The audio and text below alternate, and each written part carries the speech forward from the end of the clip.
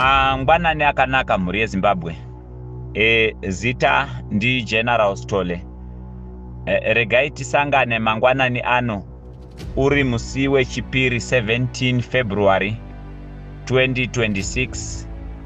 Tinoda kutenda Mwari nemukana wavatipa kuti tisangane uye titaure pamwe chete semhuri. Tinoda kutenda zvakare vese vari kutevera pano paNyoka Yamabhunu channel updates. Toda kutenda vese vari kusapota gamba redu comrade Nyoka Yamabhunu. Takamirira madaizi avo ekuti vaende kunopinda mukoti. Sekuziva kwamunoita nekutaura kwatinoita kuti mutambo wacho uri kutsvuka ropa and zvinhu hazvina kumira zvakanaka, but we still believe kuti this is a war of politics played in the South African courts. Asi nguva nemwaka zvichadudzira direction yatinotora. Isu tinotenda nekuti rudo rwune vanhu rwenyika yavo nemamiriro akaita zvinhu kuZimbabwe zvatinakidza nekuti zvakonzera kuti public or povo yenyika ive too much focused into the political matters. Zvakange zviri zvinhu zvisiko nekuda kwekuti vanhu vange vari pacomfort zone. Asi nekuda kwematambudziko enyika, vazhinji venyu magona kuuya mudandaro remutambo wezvematongerwo enyika, and izvozvo ndizvo zvinogadzira moyo unoda nyika. Mwari ngavakuitirei zvakanaka.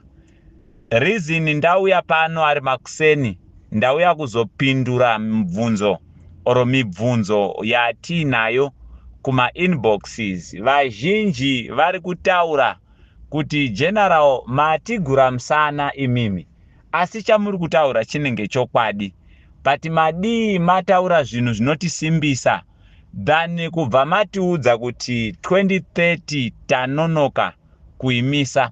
The first thing chandoda kujekesa pano, ini handina kuti haimisike. Ndakati ma chances are slim for the 2030 to be stopped now.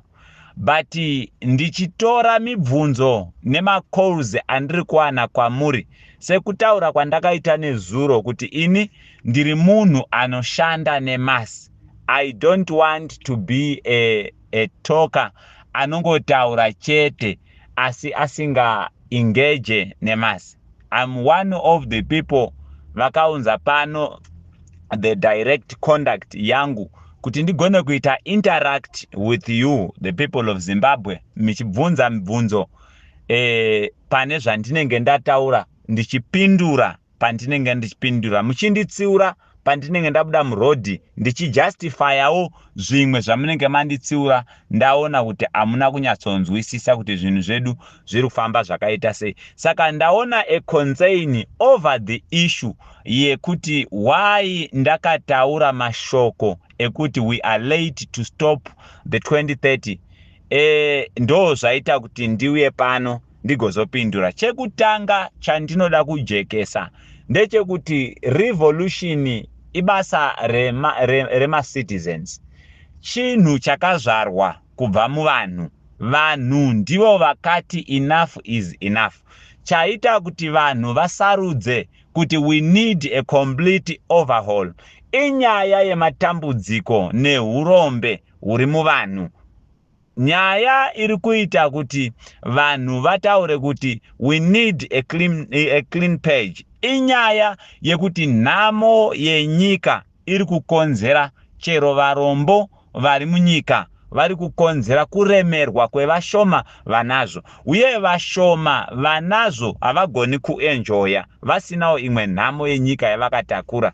Ndo saka muchiona kuti anoti ane mari it's either imbavha kana kuti munhu akabuda kunze kwenyika achizama kutsvaga upenyu ndokuwana mukana ari ikoko. Asi Zimbabwe senyika inofanirwa kuva kuyamwisa vana vayo, haina capacity iyoyo.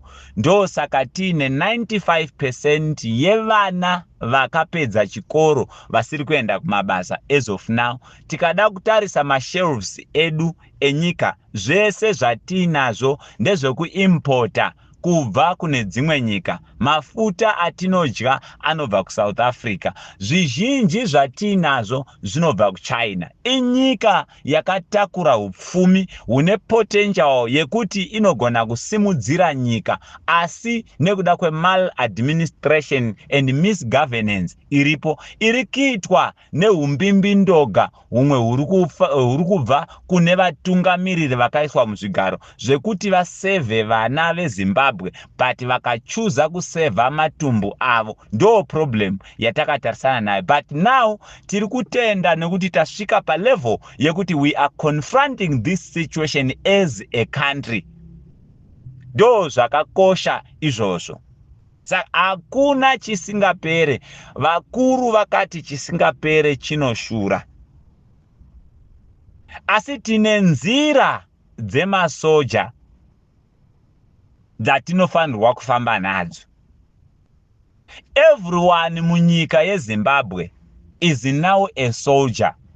Language yatiri kutaura ndeye kushandura zvinhu. Hatiwishe nyika yedu kuti ive nehondo kana confusion. But takatarisana nema issues anoda kugadziriswa. Chekutanga ndechekuti nyika yedu yafunga kutora mukana wekuti ichinje bumbiro remutemo. Takataura tikati one of the fundamental points dzatinofanirwa kuemphasize ndedzekuti tasvika pari kutanga kushanda constitution ya 2013 kubva zvayaendozwa. 2013 vazhinji venyu munozviziva kuti constitution yatanga tiinayo constitution yakaendozwa pakava nepublic participation. One of the things chakaiswa ipapo ndechekuti ngakuchive nematemu papresidential service. Kana mtungamiriri akaseva temu yake akapedza, opinda mune yechipiri kana mhuri yeZimbabwe ichiri kumuda, opedza ngaachienda kumba, popinda successor wake. Izvozvo kubva zvatenderarwana. Constitution iyoyo yakaita public participation in terms of endorsing and denouncing over 5 million Zimbabweans. Then 2017 ndipo patakaita a coup, restore legacy. Saka constitution iyoyo haisati yambowana mukana wekushanda. Mukana wekutanga waifanirwa kuva uri muna 2028. Then ndo pawaifanirwa kutanga kushandiswa mutemo iwoyo. Toona president vachibva pachigaro votaura kuti ndiri a constitutionalist, sekutaura kwavari kuita. President Mnangagwa havasati vachinja mashoko kubva zvavakataura kuma international media and the local medias. Vakati I am a constitutionalist. Ini ndichaseva matemu maviri ndobva ndaenda. Ndo zvakataurwa na President Mnangagwa. Vachipedza kutaura mashoko iwayo, ZANU-PF supporters according to the matrix dzavakashandisa ndio yaakuti isu semasapota takamiririra nyika, taona mabasa akanaka, imi Shumba Murambwi hamuna kwamunoenda. Musangano weZANU-PF ndio uri kuita zvinezvi. ZANU-PF iri kutora a national business and do it in the party politics. Zvikanzi kuti musaende takunotora document renyika torichinja. Ndo saka makanzwa ndataura kuti kana 2030 kabudirira, development ikafeila, tiri kuita push the vote of no confidence to the Minister of Justice Ziyambi haana kukodzera kuti ave pachigaro paari, because one of the primary duties dzaanofanirwa kuita ndedzekuchengetedza mutemo wenyika. But Ziyambi is one of the architects ari kuita kuti mutemo utyorwe ugone kuita align nezvido zvevanhu veZANU PF. Ndo saka makanzwa akapuwa a commission ari kuManicaland kuti chiendai munogadzira mutemo nekukurumidza nemachairpersons emusangano kuita kuti president vaende ku2030.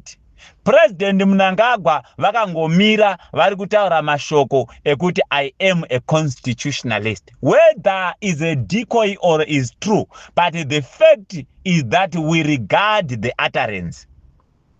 Saka now ndo paakunzi nekuda kwekuti mutemo atina zvatinogona kuita, ngatichishandisa inonzi term extension. Term extension yakuti kana vaifanirwa kupedza mu5 years ngaichenda ku7 years.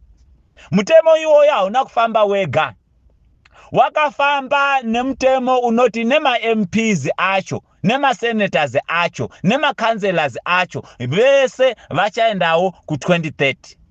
Nekuti presidential term ndo inodictate the term length yema MPs. Ndeo saka tichita nonzi harmonized elections. Tiri kudzidzisa masi kuti inzwisise. Chakonzera kuti vachinje mutemo kuti ubve pa5 years to 7 years kungoda kuita cater for 5 years idzodzo. But chionai on the bill itself, bill yakutaura kuti kana tazopedza 2030 hakuna public participation in terms of voting for the president. Mutemo wachinjwa kuti ma MPs amunovhotera ndivo vachaisa mutungamiriri wenyika. Zotaura kuti up until ameno hatichakwanisi kuti isuse masi tivhotere mutungamiriri watinoda. Tinovhotera ma MP atinoda. Ma MP atinoda votipa mutungamiriri wavo. Ndo mashoko mamwe atoda kudzidzisai nekukuonesai. Hatisati tabata kune zvimwe zvese izvi zvinana judiciary machinjirwa akaitwa mutemo ikoko. Takamboisa document pano mukariona modzidzawo nekuverenga. Asi nhasi handisi kuda kunyanya kutaura nenyaya iyoyi. Ndiri kuda kuprova the point yekuti kana ndichiti takanonoka ndiri kutaura nezvei.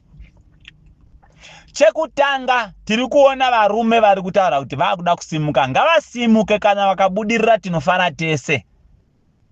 Asi tiri kuti ma chances are slim. Reason ndichiti takanonoka, the bill amendment yakatanga kuitwa yakaitwa inonzi bill amendment number 2. Bill iyoyo yakaitwa musi wa17 December 2019 ikaendozwa mu constitution yedu musi wa7 May 2021. Bill iyoyo ndakambotsanangura pandakataurira vanhu vachiti General Sanyatwe avabvume kubva kumasoja kuenda kumasports. Ndikaita refer back, I'm on record with Gambakwe Media. Ndikaita an interview ndichitaura ndikati according to the constitution yedu nyika ndea president. Nekuti amendment bill number 2 yakaconsolidata power rese rikaiswa kuna president. Vanogona kushandisa chirungu nemagadgets, endai munotarisa bill number 2 ya 2021 7 May ichiendozwa. Bill irolo ndo rakaita kuti zvese zviri under president. Ndo pakauya mutemo unonzi ma vice president anoappointwa na president. Zviri mu bill number 2. ya 2021. Ndo pakanzi akusisina ma-public interviews pakuappointwa kwema-judges to the higher courts. President vakufanirwa kuita recommend ivo.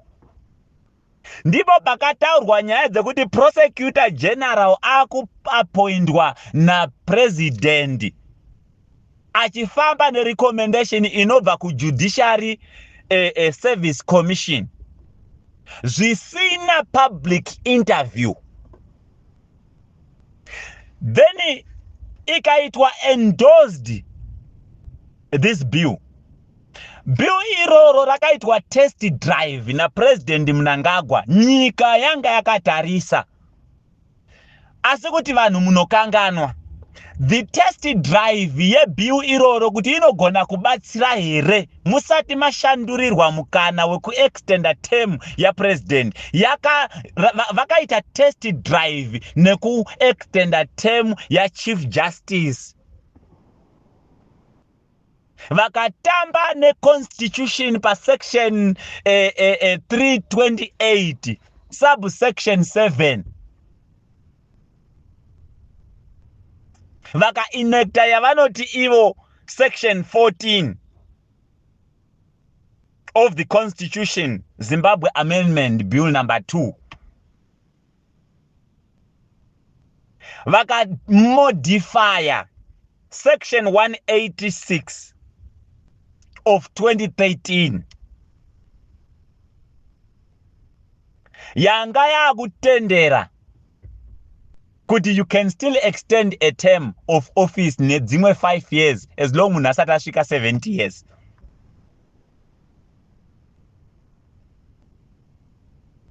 Zvanga zvichi-apply kuna Chief Justice Malaba. But zvese izvi zvichiitwa zvinoitwa na president. Ndivo president zvakare vari the commander in chief of our defense forces. Ndio saka makaona vakaita power rekubvisa General Sanyatwe kumabarak vovakanda kumaground. We are bound to obey. But mukazvitarisa zvinizvi pane one common denominator pakuchinjwa kwe constitution to extend the presidential term and change some of these things. The public participation has been neutralized. Ndio pane nyaya yacho yese. Saka ndiri kuti kudii inini. Ndiri kuti public participation yaka neutralizwa and ikabudirira nekuda kwokuti hatina opposition, tine mafigures chete. Vana veZimbabwe munofanirwa kuunderstanda kuti real opposition chii aiwi seasonally. Real opposition life is a day-to-day thing. Whatever is done mu constitution, it must be reacted to.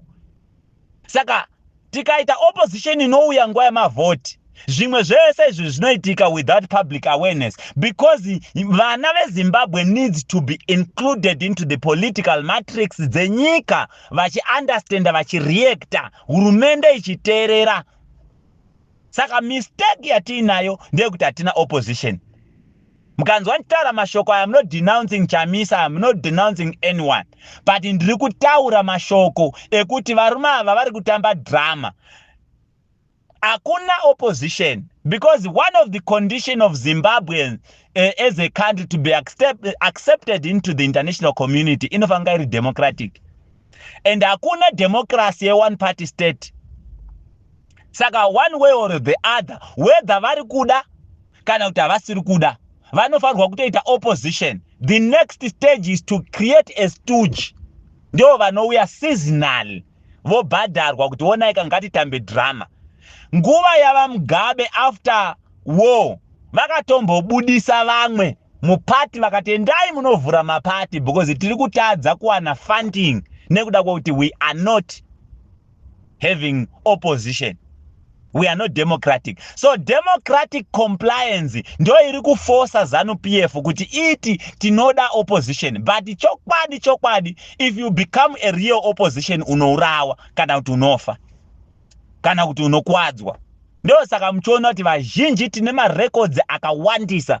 All the credible opposition figures dzakada kusimuka dzine a real threat of power. Ini ndakataura kuti opposition politics dzandinotenda madziri ndedze progress, not power. Ini ndinotenda kuti we can start with accountability, removing all the incompetent people until we remove the executive. Anditenderani ne opposition dzana Morgan Tsvangirai, vana Nelson Chamisa, vana Job Scala, vana vese ma opposition figures, because vanotenda kuti accountability haina basa. To such a point kuti izvezvi Jacob Mafume is on the ticket re-opposition, but hana zvari kuita, hakuna accountability. Vanhu vemuchitumbwi vari kudya maswage. No one is talking about it. Saka atisi toda kuita abolish the type of opposition which plays the democracy. Tiri kuda yedu internal democracy isusu senyika. Saka kana ndichiti tirelate ndeye kuti we need to be hands on starting from now. If we believe that we have to start on. That is why mchona kuti isu sekutungamirira kwatiri kuita masi. Tiri kutaura kuti atisiri kuda kuti upenyu hwevanhu huomeserwe. Zvekuti car license chaiyo yapa $75. It must go back to $35. Car radio yausikateereri unofanirwa kubhadhara $30. That thing must be $5 because it's just a donation ne $5 yacho. And then murukwana my passport 170 inofanirwa kudzoka back to $52. And murukwana free education ya president Mnangagwa 2018 and 2023 nanhasi isati ya manifesta vana vari kudzingwa kuzvikoro. All these issues we must react to them. My grade 7 exams akuna certificate grade 7 rinowanisa munhu basi. But panotobhadharwa ma-exorbitant fees ekuti vana vanyore grade 7. All those things must be scrapped. My health fees unobhadhariswa $30 yeti yekuvhura file yechi. Muchipatara macho hamuna mushonga. Ma village heads izvezvi vari kuita busy kuabuse vana veZimbabwe nekuda kuti vari kutsvaga kurarama. Those people must be remunerated, vapihwewo mari. Vamwe vacho vari kutorerwa mombe nemachief nekuti watadza kuatenda musana, because the chief ari kuwana GD6 chete, apedza hana chimwe chaari kunyatsowana chine musoro, akudya maheadmans ake.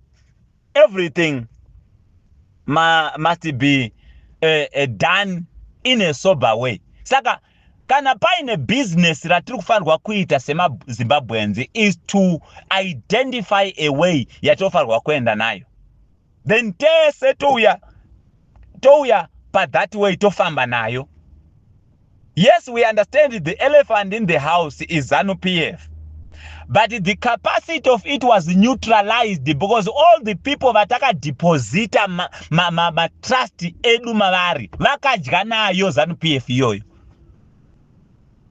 Zvekuti tikatora chihondo icho chichi chikaenda kumberi muchaona kuti pachafumurwa vanhu, because ndakanzwa kuti vamwe vatova ready kuti vafumurane. Nyaya yeshaisano. Saka isusu the reason why muchinzwa tichitaura nyaya dzekupromota peace nekuramba radicalism, tiri kuzviziva kuti vanhu vari kufa havasiri ivo chaivo vanofanirwa kubenefita muchinhu ichi. Vanhu vari kubenefita muchinhu ichi havasiri kubudikira.